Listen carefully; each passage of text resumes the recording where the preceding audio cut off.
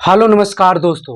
बहुत बड़ी खबर बता रहे हैं। जेडीयू की एक एमएलए कैंडिडेट का हो गया खत्म, कहानी है खत्म।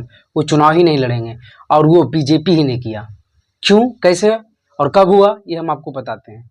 दरअसल बात ये है कि बिहार विधानसभा का उपचुनाव होना है।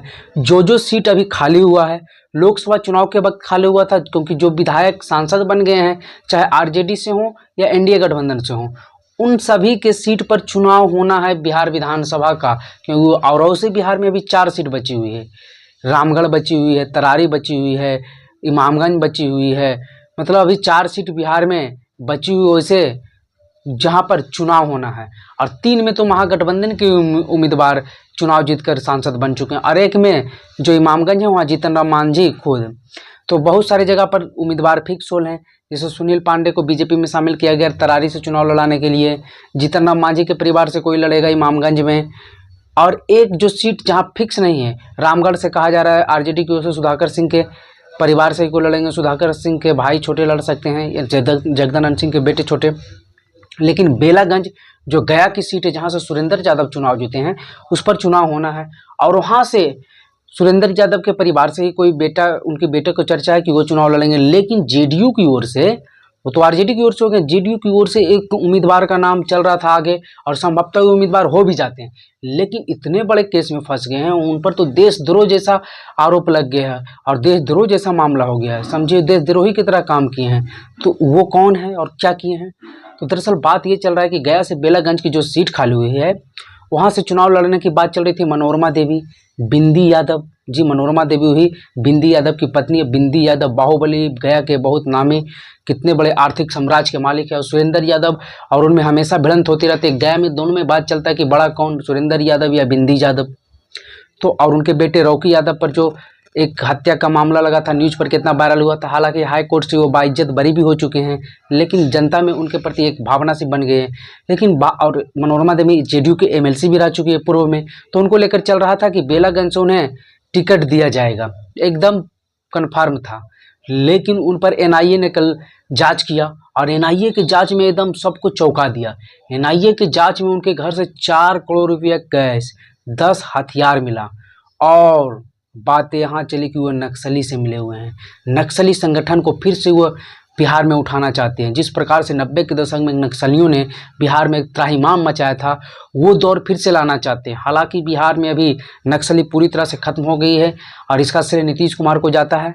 और झारखंड में भी बहुत कम गया है, लेकिन अभी पूरी तरह से खत्म नहीं हुआ। लेकिन बिहार एक ऐसा राज्य है जहाँ नक्सली का त्राहिमाम था, लेकिन अभी पूरी तरह से खत्म है। तो कहा जा रहा है कि नक्सलियों को उधर से फंडिंग हो रहा था, और नक्सलियों को फंड किया जाता, और फिर से संगठन तैयार कर कर फिर से उसे मजबूत किया जाता। और इसी पर एनआईए ने जांच की। एनआईए का जांच करना ही बहुत बड़ी बात हो जाती है। एनआईए उसी स्थिति में जांच करती है, छोटा मोटा लेन देन या ये सब में नहीं जांच करती। वो देशद्रोह के मामले में ही एनआईए पहुंचती है। और जब बड़ा मैटर होता है, कुछ बड़ा लेन देन या फिर देश के विरोधी काम, तभी। और एनआईए ने जांच किया, और उसके बाद प्रूफ भी मिली है। 10-10 हथियार मिला है, 4 करोड़ रुपया कैश। मनोरमा देवी का कहना है कि ये कैश आप बैंक से लोन लिए थे। तो बैंक से कोई व्यक्ति लोन लेके कैश में रुपया रखेगा पैसा, ये भी सोचने वाली बात है। बंदूक के बारे में जब पूछा गया, हथियार के बारे में कि 10-10 हथियार आपके घर से निकला, तो उन्होंने बोला सब लाइसेंसी है। तो एक साथ एक घर में 10-10 लाइसेंसी हथियार रखने का क्या मतलब है? क्या मतलब है?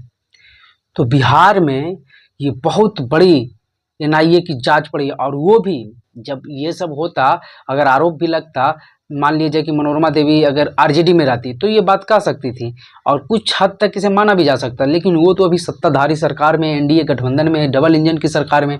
नीतीश कुमार और बीजेपी का गठबंधन बिहार में भी है और केंद्र में भी है। और दोनों, उसके बाद भी जेडीयू के, और वो भी बेलागंज से जीती जाती एक उम्मीदवार के घर में ऐसा छापा मारना, तो समझ सकते हैं कितना एकदम सेंसिटिव मामला होगा जब नहीं छोड़ा गया।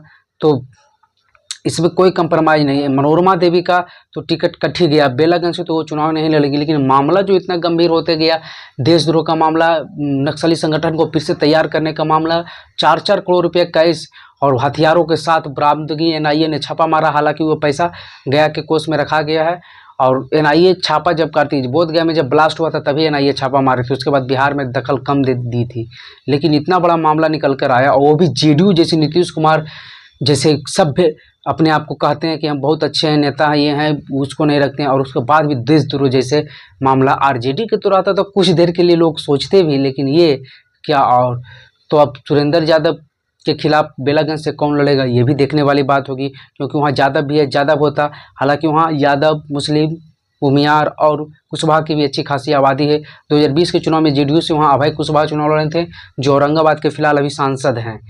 और जिस प्रकार से 2024 में लोकसभा चुनाव में जहानाबाद में आप लोगों को भूमियारों की नाराजगी देखने को मिली थी, तो वहाँ भूमियारों की भी अच्छी खासी संख्या है। तो क्या किसी भूमियार को नीतीश कुमार उम्मीदवार बना देंगे या कुशवाहा को, ये भी देखने वाली बात होगी।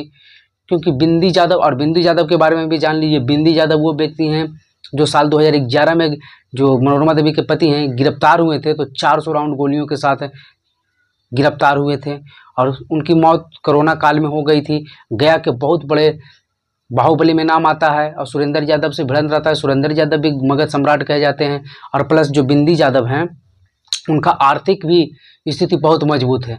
और जो एनआईए का छापा मराया था उसमें एक और बस के मालिक के घर भी ये छापा मराया था। तो ये बहुत बड़ी खबर सामने आई है, और जेडीयू के लिए तो एक उम्मीदवार कमा है, लेकिन बिहार के लोगों को, जनता को सोचने वाली बात होगी, क्या नेता क्या से क्या करते हैं, अंदर से क्या है, बाहर से क्या दिखते हैं। वाह। चलिए, ये वीडियो आपको कैसा लगा कमेंट बॉक्स में अपनी राय जरूर बताइएगा। वीडियो देखने के लिए धन्यवाद।